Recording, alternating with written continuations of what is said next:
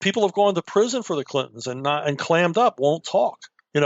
So there's got to be some kind of hold, some kind of Arkansas mafia machine that they brought to Washington with them. Welcome to the Lions of Liberty podcast. Here is your host, your guide, your shining beacon of liberty, Marc Clair. Welcome back, Liberty Leapfroggers, to another edition of the Lions of Liberty podcast. As always, your home for the greatest conversations. Yes, not just great, the greatest conversations, I'm going to say it, about the ideas of liberty. This is episode number 257, which means you can find the show notes featuring links to everything we discuss over at lionsofliberty.com/257.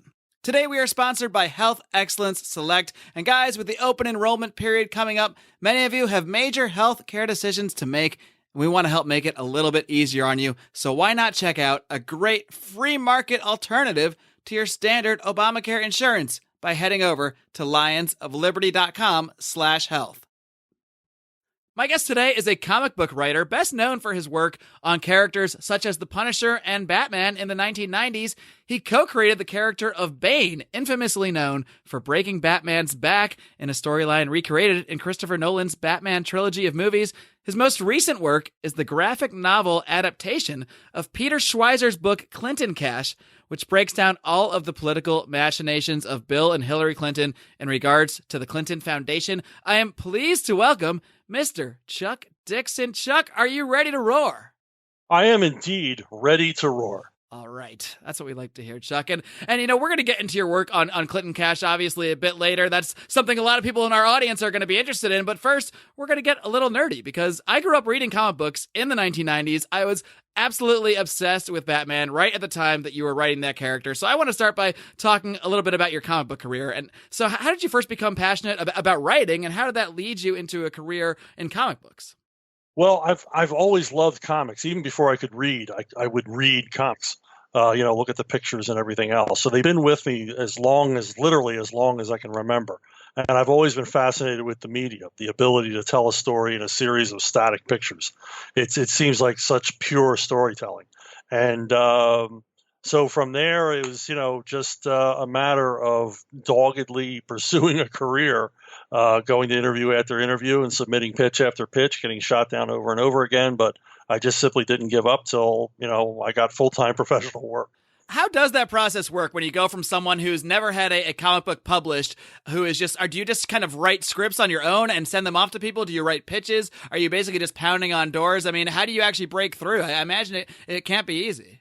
Well, what I used to do is go to the conventions. And this is when editors went to the conventions, and you could meet the editor. I never pitched at a convention, but I would have conversations with them. And then hopefully they would remember me when I called back and asked for an interview.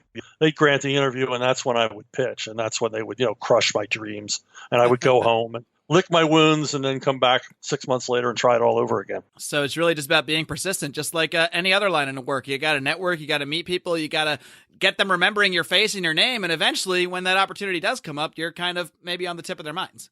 Yeah. You got to be the guy they think of in that 5-second spot when somebody says, "Hey, who do you have for this?" Wow, there was that guy that's been annoying me at these conventions. Maybe I can call him. There you go. That's how it's done. That's great. And how did you find yourself getting to work on such major, well-known characters such as The Punisher and eventually Batman? Well, I proved my reliability early on working at Eclipse Comics and at Marvel.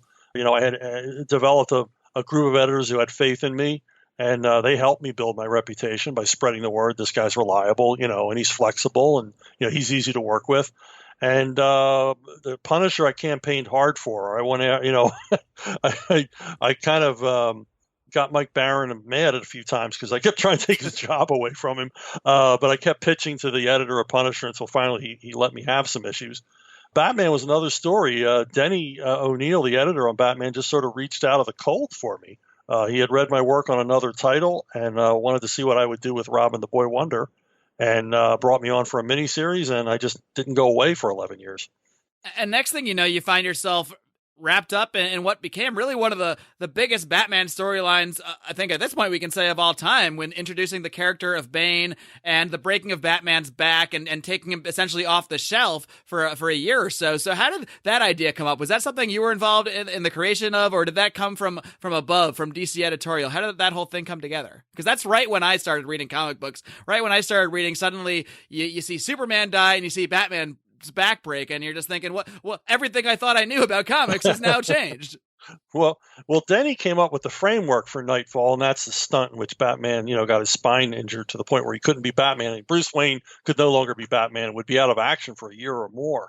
And Denny came up with the template for it, the framework. He and I believe his assistant editor at the time was Kelly Puckett, and they presented it to us at a Bat Summit. They took us away to a retreat and presented it to us, and everything was there. All the dramatic high points, everything that you love about Nightfall was there from the beginning. We just had to basically dramatize it, break it into issues, create a logical, dramatic through line for it, and create Bane, and all the rest of it. But it was solid from day one, and we were all so enthusiastic to get to work on it because it was such a It's a good Batman story, and it's epic, and people responded to it in an enormous way.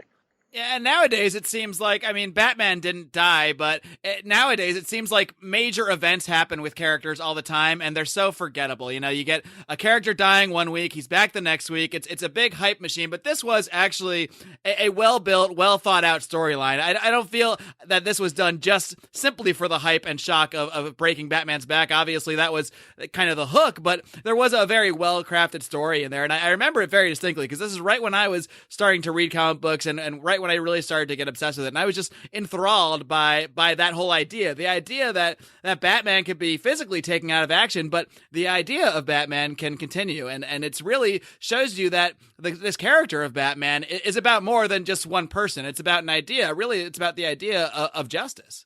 Yeah, and going into this, Denny said that he didn't want this to be just a cynical marketing ploy. He wanted this to be a great story. First and foremost, this was going to be a great story, and it is. It's perfect grist for a Batman story, and and we were all down with that. We didn't want to just do some cheap stunt, to get attention for a few months. We really wanted to build up 2 years of classic Batman continuity surrounding this event. What's been your favorite character to write over the years? Is it someone well known like a Batman, like a Punisher, or is it maybe someone a more obscure character that you've worked on over your career? Well, strangely, the two characters I had the most affinity for writing couldn't be more different. I love writing Frank Castle, the Punisher. I really have an affinity for that character. He's the only character that I don't write for anymore that I still think of stories for. And the other character that was always very easy for me to write was Lisa Simpson, for some reason. Huh. Those really could not be any two more different characters. You're right about that one. I have no idea what that says about me. It says something. I'm not sure what either. But yeah, maybe I don't want to know. Yeah, we'll leave that one to all the psychologists out there listening today. So obviously, you made your name working on, I would call them, they're definitely controversial characters. Frank Castle's probably a controversial character in the bubble of comic books, but to the mainstream public, there's nothing controversial about writing a Batman book, writing a Punisher book, but there is something potentially controversial about being associated with something like Clinton Cash, something politically driven. So how did this project first get approached to you? How did you first get wind of this book and the adaptation into graphic novel form? Well, Brett Smith, who's kind of the godfather of this whole project, he talked to people that he knew at Breitbart, and eventually we ended up at Regnery Press. And the deal was put together with Peter Schweizer's blessing, and later Peter Schweizer's enthusiasm for the project as he saw what we wanted to do. And just kind of put it together, and in order to reach to make Peter Schweizer's book reach a larger audience than it already reached a huge audience. And still is reaching more people every day with the book being more topical than ever. But this reached a different audience, and we broadened the base for the book. What were your political, beliefs going into this? Did you have strong political leanings against the Clintons? I imagine you couldn't have been huge fans if you would even consider taking on a project like this. But I'm just kind of curious what your personal political philosophy was going into this project. Well, as Brett Smith assured Breitbart, I was the only guy in comics writing professionally who could write this, because I'm a lifelong conservative. And, I I handed out yard signs for Barry Goldwater when I was a little kid. So that's pretty lifelong. I go way back. My bona fides are there. But yeah, and I don't really care for the Clintons that much. And, I was already aware of a lot of the stuff they did, far more aware after working on this book. But yeah, I mean, I was the guy for the job in this case. So, I mean, we don't need to go through every single story that you break down in this graphic novel, but I'm kind of curious about what stood out to you. What was one of the most shocking things that you learned doing the research? Obviously, you read Peter Schweizer's book, but what are some of the most shocking events that you learned about the Clintons, even going in as somebody who knew generally about their level of corruption? Well, the most topical one right now is the Clintons' relationship with the Russian government and with Vladimir Putin, because we're seeing a lot of stuff in the mainstream press about some, bizarre fantasyland connection between Donald Trump and the Russian government, where they're going to help him win the election. And when in truth, Hillary Clinton's been doing business with Russia from the beginning. As Secretary of State, she allowed Rosatom, which is a Russian government agency in charge of nuclear weapons and nuclear energy, she allowed them to get a mining stake for uranium in the United States of America.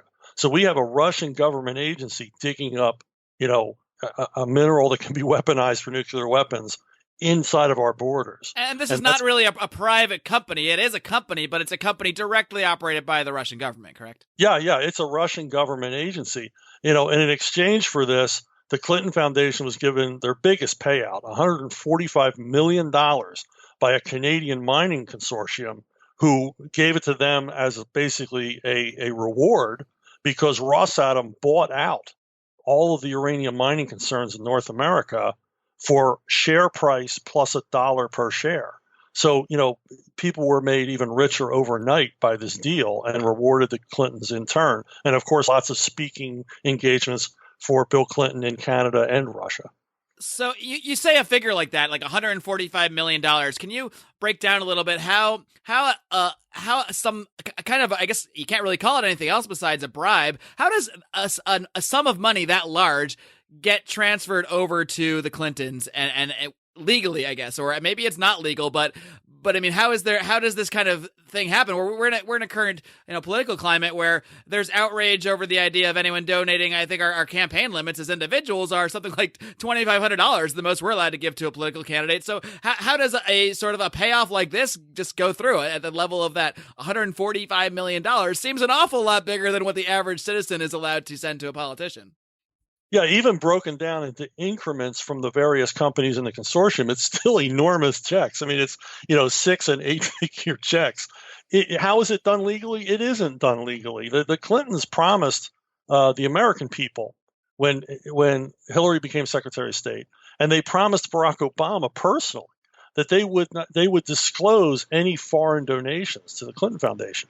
And this $145 million grab is one of the ones they concealed from everybody, until, it was revealed. But, they've basically lied to everyone, their allies as well as their enemies, as well as journalists, as well as the State Department, in hiding exactly what the Clinton Foundation is worth and how much they get. But this is typical of their foreign money deals, which is why Peter wrote the book, to expose this, because it just wasn't a story being covered by the media.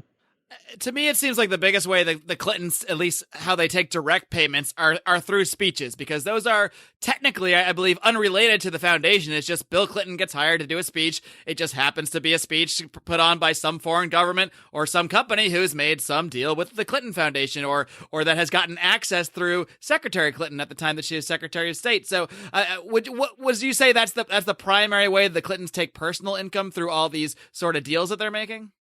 Not really, because they practically live off the Clinton Foundation. I mean, their travel expenses go into the tens of millions of dollars a year. I mean, these people are not flying coach and staying at the Holiday Inn. And these travel expenses come out of the Clinton Foundation.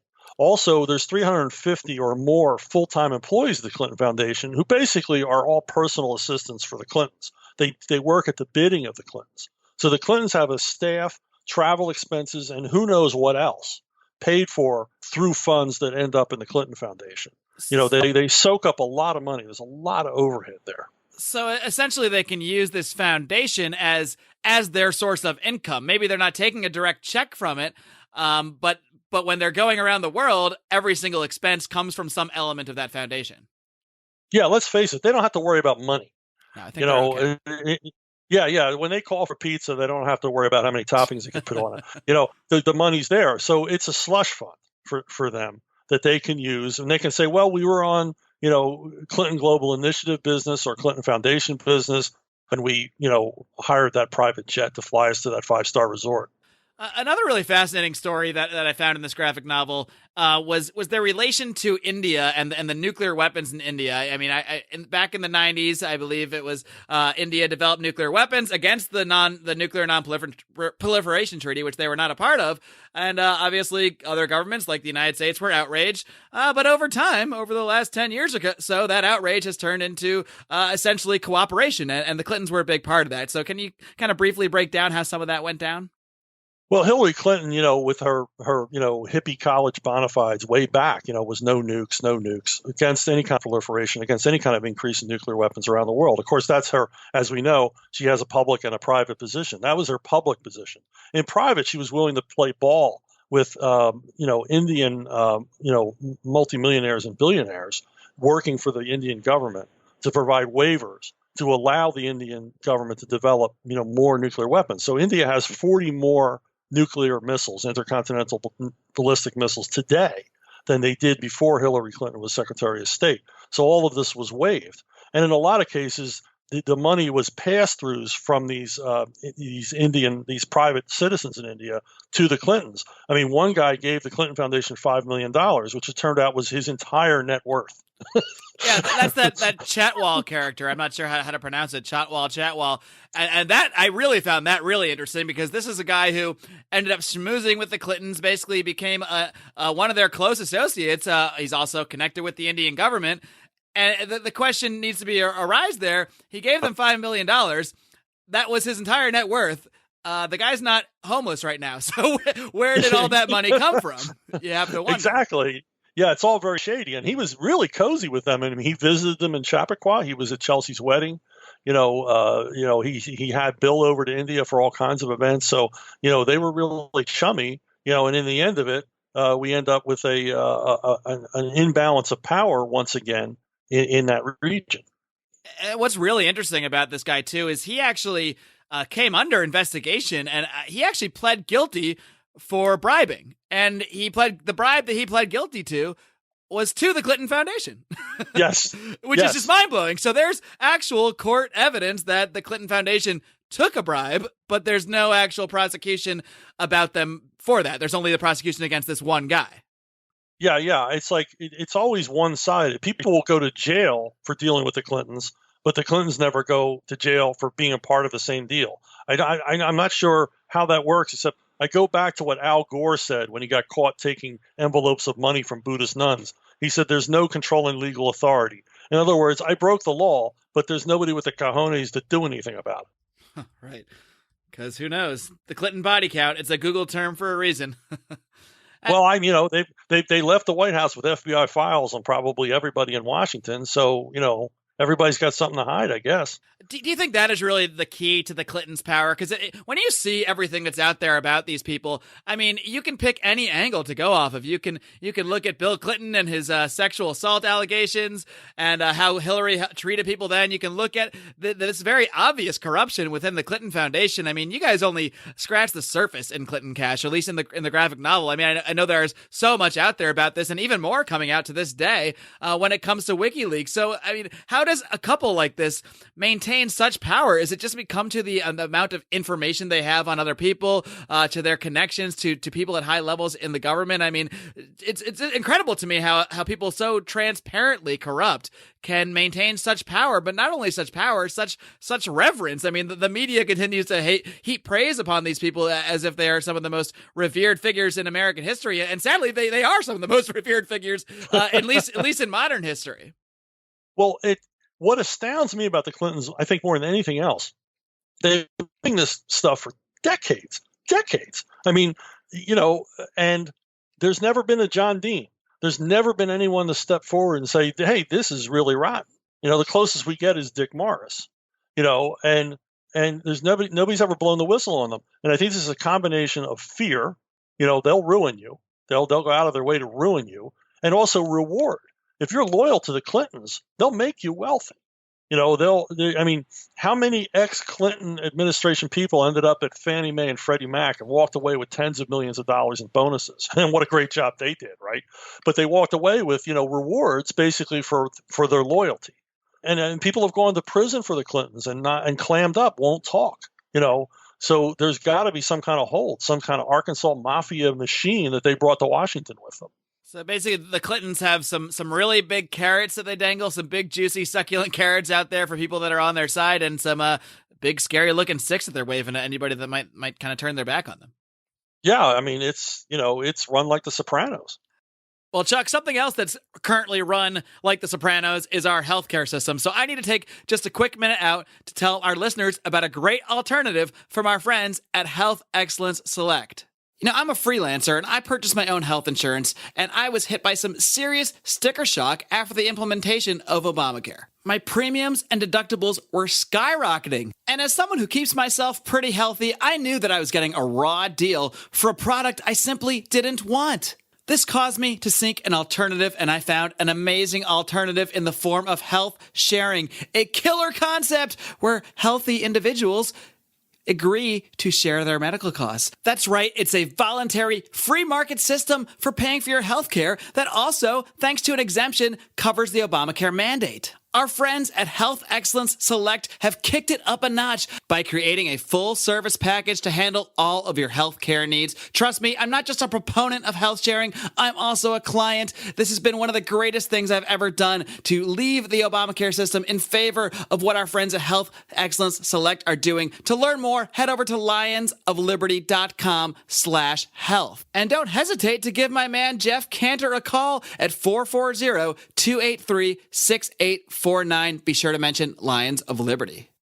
One other story that kind of is there throughout this graphic novel is in the background is Haiti, and obviously there was a major earthquake there, earlier this century, and the country still has not recovered at this point. But the Clinton Foundation was heavily involved in I'm gonna have to put some air quotes that nobody can see up in the quote unquote rebuilding of Haiti. So, and this is really just maybe one of the more shocking stories because of the fact that there's basically poor people behind this whole thing that are in desperate need, and they're just seemingly a background story to the Clintons profiting and making massive profits. So can you get a little bit into how the disaster in Haiti, how that was turned into basically a massive revenue stream for the Clinton Foundation?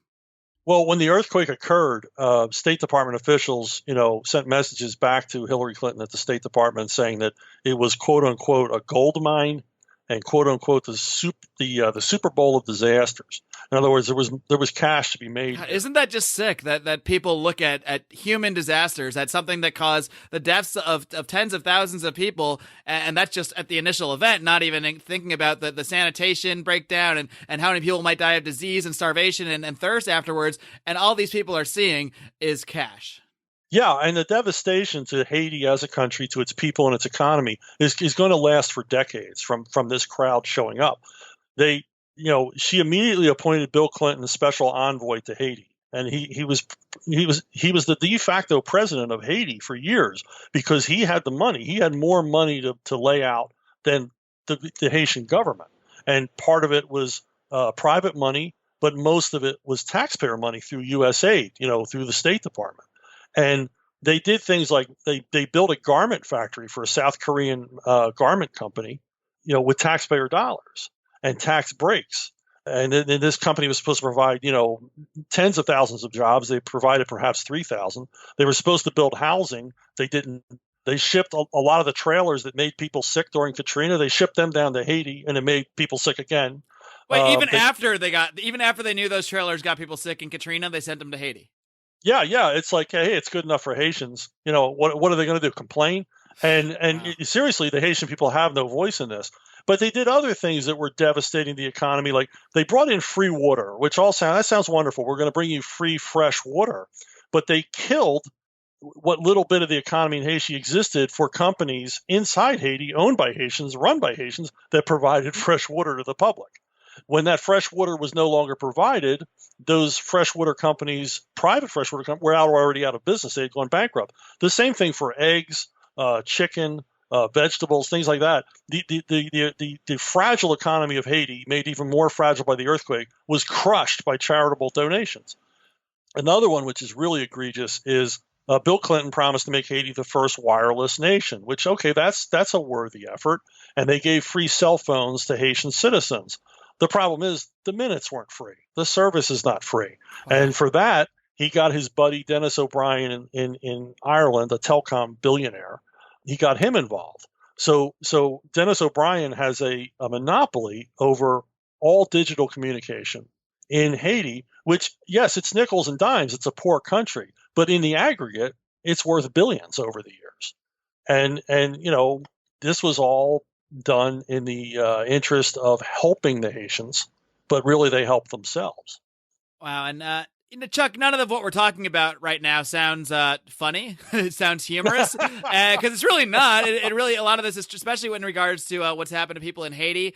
But I really did think you did a great job with this graphic novel adaptation in adding a lot of humorous elements and making it feel like a really light read. I mean, I chuckled out loud a number of times, despite the seriousness of these topics. So I'm curious, kind of, what was your process here? Were you sort of just free to adapt this book in any way you saw fit? Or, I mean, because it's very clear here you do try to make this a fun and entertaining read along the way here, along this process of exposing these very corrupt people.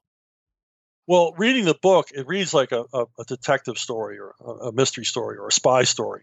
But as a comic adaptation, that wasn't going to work because the imagery would be repetitive. It's people getting in and out of cars, meeting in conference rooms, handing each other bags of money in the middle of the night, writing checks. That's not going to play as a comic. Not the most compelling art, perhaps. No. So I really wanted to lean into the parody and the satiric nature. And I wrote 5 sample pages for Peter of the direction I wanted to go in. And he enthusiastically agreed and let me and Brett and our team of artists go crazy with the material to find, compelling visuals so that it would, fully explain the principles he lays out and the patterns he lays out in the books, but also entertain and also stick in people's minds because they're going to remember those pictures they saw. Yeah, I don't think I'll ever forget the image in the book of Lady Gaga singing for Bill Clinton. I mean, there's certain images in there you just can't get out of your mind. Yeah, my favorite one is the African dictator hunting giraffe from his golf cart. Chuck, do you think that this format, this medium, this graphic novel medium, do you think there's some hope that this can be actually used to better communicate ideas outside, not just limited to great stories, like your Batman tale, like your work on Punisher, but like what you just did here with Clinton Cash to actually communicate political ideas? Yeah, obviously the enormous success we've had with the graphic novel version would point to us doing more, and we're in talks to do more. We've been approached by a lot of people because the graphic novel format is an excellent way to explain really complex situations and really lay it out in a way that's easily understood and easily digestible and memorable. Because, like I said, the pictures stick in your mind. So, I mean, obviously, it sounds like there might be more of this political work in the future, but I know what some people out there are kind of wondering. I'm wondering, do you have any plans to get back into mainstream comics? Do you have any plans to hook up with Marvel or DC again and get yourself back on any of those characters that you used to love working on, whether it's a Punisher or maybe Lisa Simpson? I've started a project with one of the 2 major companies you named. It'll be out next year. So I am back. So I'm guessing this is something you can't quite name publicly yet. No, I can't really talk about it. I can't really talk about it. I stay busy. I just completed a graphic novel for the United States Navy, and I write my own novels available on Amazon. And, I do work on SpongeBob. I just got offered a job at Archie. So, I stay busy in comics quite a bit. But I look forward to doing more things like Clinton Cash as well. All right. Well, Chuck, we're going to look forward to all your work, whether it's more political stuff, whether it's more your mainstream comic book stuff. And we'll, of course, link to a lot of those works over at the show notes for today's show so people can check this stuff out. Chuck, I really do appreciate you coming on the show, spending some time with us, talking about Clinton Cash. Before I let you go, why don't you just point out how people can get in touch with you, whether it's on social media. I know you're pretty active on Twitter, and feel free to promote or anything else you got going on that you want to plug. Well, I've got a page, an author page on Facebook. They're welcome to look there, and also, just put my name in on Amazon. It'll show you, I think, almost 30 pages of publications I've done over the years in comics and also in thriller novels. Well, guys, like I said, I cannot recommend highly enough checking out the graphic novel adaptation of Clinton Cash. It's an easy read. I read it in the span of an afternoon, and it really gets across all the information that you really need to know about the Clintons. So it's a very effective book. And Chuck, I want to encourage you to keep up the great work. I know I don't need to, because I know you're out there keeping busy on your own, but I really do appreciate you taking the time to come on here today and speaking to this Liberty audience. Thanks for inviting me on, Mark. Thanks, Chuck. Okay, folks, I hope you enjoyed my conversation today with Chuck Dixon, and I gotta say, it was just kind of exciting for me. I love when some of my interests can come together on this podcast. I am a total comic book nerd. I grew up reading Chuck Dixon's Batman, so yeah, sure, I had a little other motivation to reach out for an interview with Chuck, but I have to say, reading Clinton Cash, reading this graphic novel, this is a must-read for anybody who is, I don't care if you're against the Clintons or not. You should be. You should be against corruption. You should be against using a third world country as your personal gold mine at the behest of the citizens of that country, as they did in the case of Haiti. I mean, the level of corruption of the Clintons is so blatantly transparent that it's really, truly mind-blowing that this is someone who may very well be the president in a couple of weeks. It's shocking to me. And when you guys check out Clinton Cash, and I highly recommend the graphic novel version, perhaps even purchased through our link at lionsofliberty.com/Amazon. Just a suggestion. If you read Clinton Cash, I think you're going to have a lot better time arguing with people.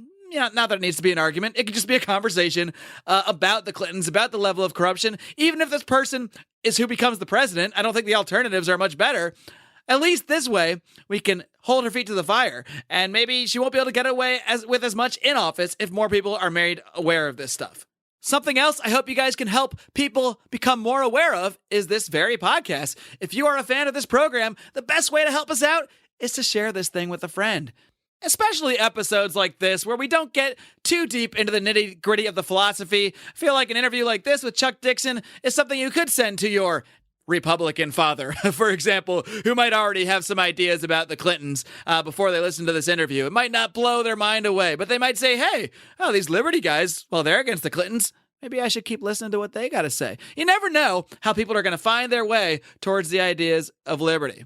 But what we want to keep doing is advancing those ideas. That's why we do this program. That's why we're looking to expand what we're doing with this program. That's why we're looking to really amp things up in 2017 after we get through all this election mumbo jumbo. So I'm excited to have you guys a part of it. You can become even more of a part of it by joining our private Facebook group. That's the Lions of Liberty Forum. Just go ahead and type Lions of Liberty Forum in your little search bar on Facebook. Come on in, join the conversation with myself and my other great Lions of Liberty cohorts. Many other fans of the show, even a few past guests, are in there poking around in the Lions of Liberty Forum. Always great conversations to be had over there, so be sure to come in, and as long as you don't look like a Nigerian scam artist, which we've had a few try to get in there, as long as you look like a regular person, we're going to let you on in to join this conversation. My man John Odermatt is going to keep the conversation going this coming Friday with another edition of Felony Friday, his weekly look at the broken criminal justice system. So be sure to tune back in for that.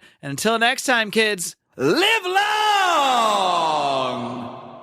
and live free.